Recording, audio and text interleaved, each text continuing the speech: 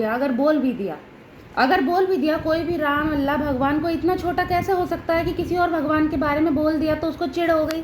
इतना छोटा कैसे हो सकता है? अभी भी लोग मुद्दे की बात नहीं कर रहे हैं, अभी भी वो भटकना चाह रहे हैं। हमेशा जाति धर्म भेदभाव, इसी सब की वजह से तो हमारे देश में एकता नहीं है। और इतने साल की अंधभक्ति के बाद भी लोग उठना नहीं चाहते, समझना नहीं चाहते। मैं बहुत खुश हूँ कि तुम इतनी छोटी एज में समझ रहे हो, किताबें पढ़ रहे हो। मैं बहुत खुश हूँ तुम्हारे लिए दिल से अश्मित भाई।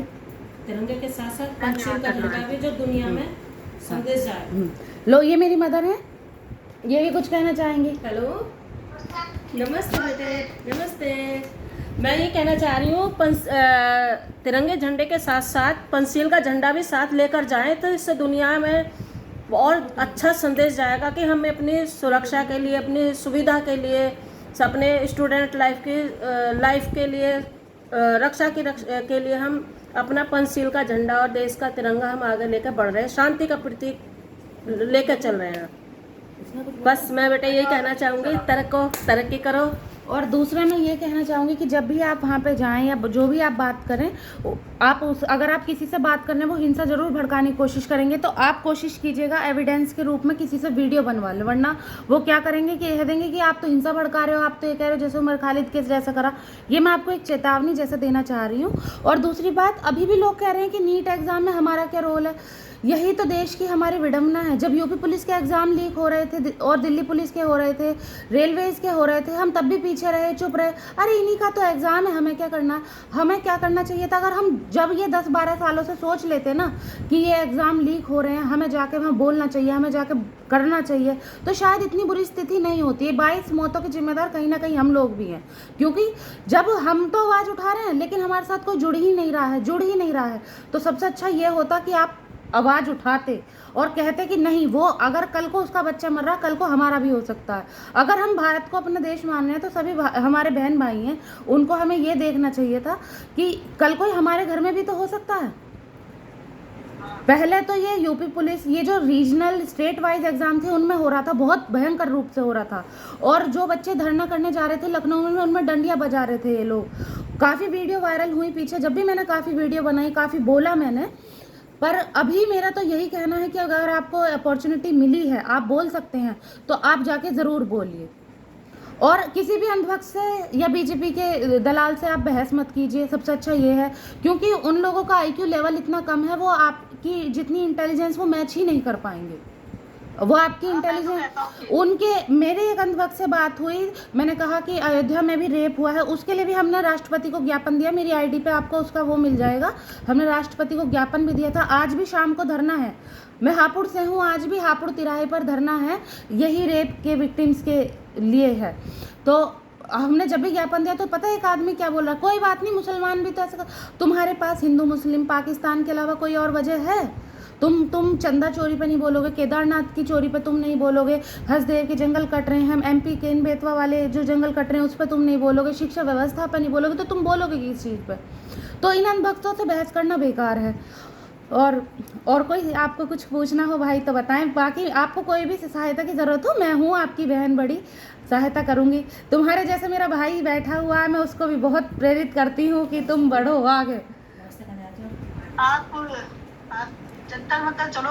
हाँ, मैं जंतर मंतर मैं ज़रूर आऊँगी, और मैं ज़्यादा से ज़्यादा लोगों को इकट्ठा करने की कोशिश कर रही हूँ, मैं लेके आऊँगी। क्योंकि मैं नहीं चाहती हूँ कि अब भी हम जाति धर्म या किसी चीज़ के ऊपर हम बटें। बेशक नीट का एग्ज़ाम मैंने नहीं दिया या मेरे परिवार में नहीं दिया, लेकिन किसी ने तो दिया। हमें आवाज़ उठानी चाहिए, और हमारे पास ये अपॉर्चुनिटी है कि हम आवाज़ उठा सकते हैं। और जब स्कूल में हम वो कहते हैं ना कि ऑल इंडियन साल में ब्रदर्स एंड सिस्टर्स, तो हमें बोलना चाहिए। और अब अगर बहुत से लोग कहते हैं, अभी मैंने ये भी वीडियो बनाया कि एक जने से क्या हो जाएगा, इससे क्या हो जाएगा। क्यों नहीं होगा? एक इंसान से ही शुरुआत होती है।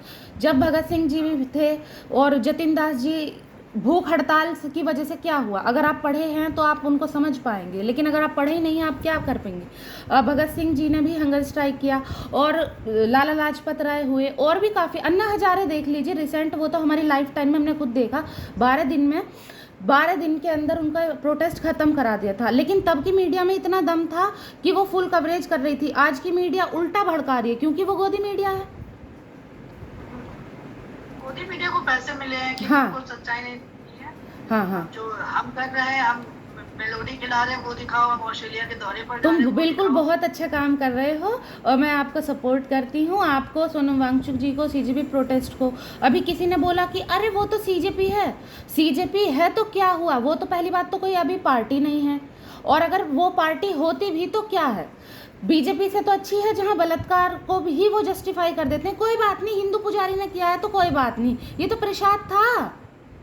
उन लोगों के लिए अपनी बहन को, माँ को पंडितों के पास भेजना भी प्रसाद था, तो उन लोगों से तो अच्छा है क्या भाई? अब सीजेपी, मैं तो कहूँगा आप सीजेपी को सपोर्ट ना करो, एक बार कह दो कि यार हाँ। I don't like CJP, but आप सोनम वांगचुक का विरोध हाँ, कैसे कर सकते हैं? हम अब अभी मैं बहुत देर से आपसे लाइव में जुड़ी हुई हूँ, मैंने ये बात भी सुनी है और मैं ये बात फिर से रिपीट कर देना चाह रही हूँ कि हम सीजेपी का सपोर्ट करें ना करें, लेकिन जो उनके मुद्दे हैं और जो सोनम वांगचुक जी की जो बातें हैं उनका हम विरोध नहीं कर सकते हैं। अब अगर हम मुद्दों से भटकें कि नीता का पति, सीता का पति, वो हिंदू है, वहाँ अकबर अल्लाह क्यों बोला जा रहा, तो भगवान इतना छोटा नहीं होता है कि वो किसी और के नाम से चिढ़ जाएगा या उसको कोई परेशानी हो जाएगी, मेरा कहना ये है। दूसरी बात मेरी ये है कि आप अभी भी जो है भटके नहीं। हमारे को क्या चाहिए, हमें चाहिए क्वालिटी एजुकेशन सिस्टम चाहिए, चाहे वो कोई भी पार्टी दे रही हो। हमें क्या चाहिए, हमें प्रॉपर हमें एग्ज़ाम सिस्टम चाहिए कि एग्ज़ाम हो रहे हैं तो नियुक्ति हो और हमें अच्छे से वो मिले, वैकेंसी मिले, हमारे समाज को नौकरी मिले और लोगों को भी नौकरियां मिले। भाई गवर्नमेंट के एग्ज़ाम एक दिन में हो जाते हैं, लेकिन वो गवर्नमेंट की वोट तो एक दिन में हो जाएंगी, 8 दिन में हो जाएंगी, लेकिन एग्ज़ाम महीनों महीनों चलेंगे। क्यों चल रहे हैं वो? फिर उसके बाद तुम नॉर्मलाइजेशन के नाम पे बच्चों के मार्क्स काटे ले रहे हो, बच्चों को बता नहीं रहे हो कि तुम्हारे नंबर इस बात के लिए काटे, उस बात के लिए काटे।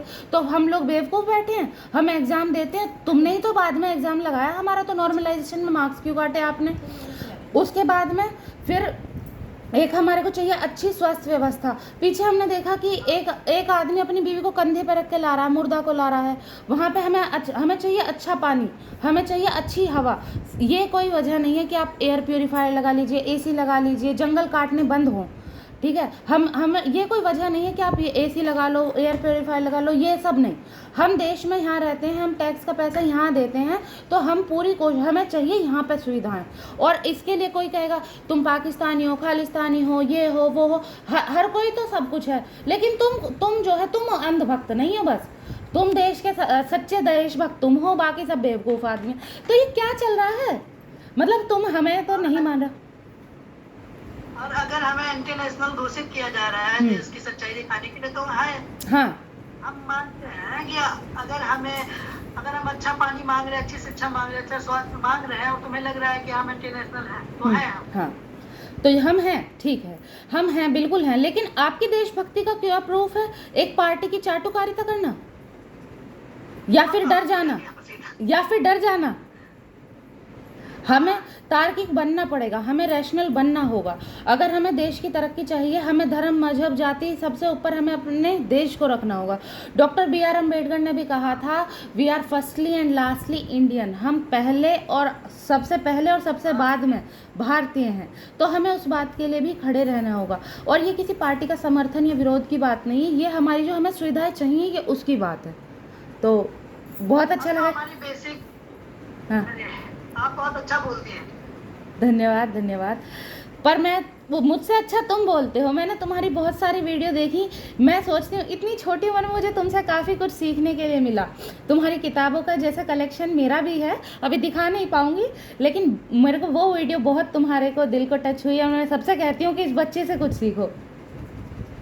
धन्यवाद बहुत। और अगर कुछ भी आपको चाहिए, कोई भी नीड हो किताब की, शिक्षा में, किसी भी तरह की, आप बेझिझक मुझसे बोलना। धन्यवाद, बहुत शुक्रिया आपका। ठीक, जरूरत पड़ेगी तो मैं बताऊंगा। ठीक, हर तरह से सहयोग करेंगे भाई, हर तरह से। ठीक, ओके। थैंक यू बोलने के लिए, बहुत टाइम देने के लिए। बाय। कर दीजिए रिमूव। बाय। हम नहीं कर पाते, इधर से नहीं होता, उधर से। ओके, मैं निकल जाती हूँ। ओके। ऐड कर लीजिए प्लीज, बहुत